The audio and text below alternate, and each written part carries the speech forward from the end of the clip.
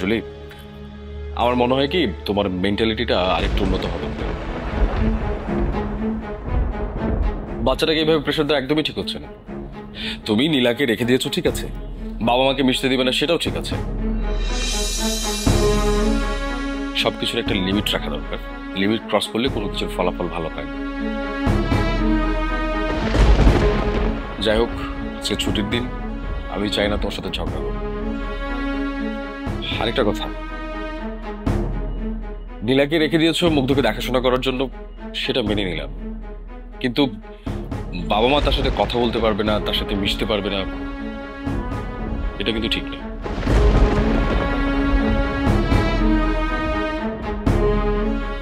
আমি চাইবো সবকিছু আগের মতো সুন্দর এবং স্বাভাবিক হোক।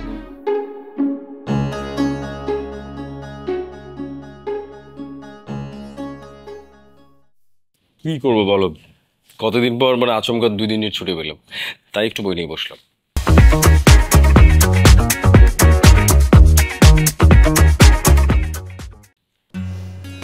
তোমাকে দেখতে বেশ ভালো লাগছে, অনেকদিন পর তোমার হাতে বই দেখলাম। আচ্ছা, তোমার সাথে তো গল্প করারই সময় হয় না, একটা কাজ করলে কেমন হয়? আজকে বিকেলে যদি আমরা ঘুরতে যাই কেমন হয়? সম্ভব না, কিছুদিন পর মুগ্ধর এক্সাম স্টার্ট হবে, তো এখন বের হওয়াটা ঠিক হবে না। আমি তো ভাবছি এই 2 দিন খালি মুগ্ধকে পড়াশোনার উপর রাখবো।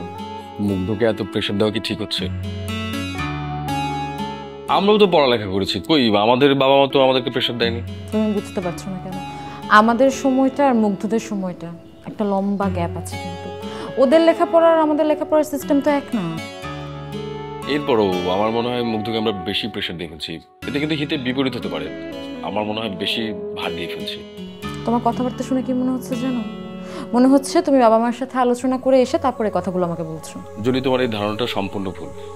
আচ্ছা, তোমার কেন মনে হলো যে আমি বাবা মার সাথে আলোচনা করে তারপর তোমার সাথে কথা বলবো? কারণ তোমার কথা শুনে এটা মনে হচ্ছে, তোমার কথা শুনে মনে হচ্ছে কারো শেখানো বলে এসে তুমি আমাকে বলছো। জুলি, আমার মনে হয় কি তোমার মেন্টালিটিটা আরেকটু উন্নত হবে। বাচ্চাটাকে এইভাবে প্রেশার দেওয়া একদমই ঠিক হচ্ছে না। তুমি নীলাকে রেখে দিয়েছো, ঠিক আছে, বাবা মাকে মিশতে দিবে না সেটাও ঠিক আছে।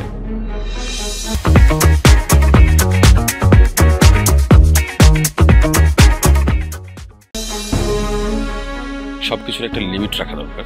লিমিট ক্রস করলে কোনো কিছুর ফলাফল ভালো হয় না। যাই হোক, সে ছুটির দিন, আমি চাই না তোমার সাথে ঝগড়া হোক। আরেকটা কথা,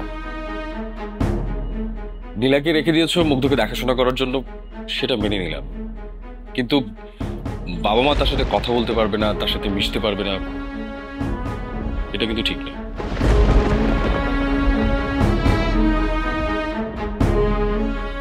আমি চাইবো সবকিছু আগের মতো সুন্দর এবং স্বাভাবিক হোক, সুন্দরভাবে চলুক।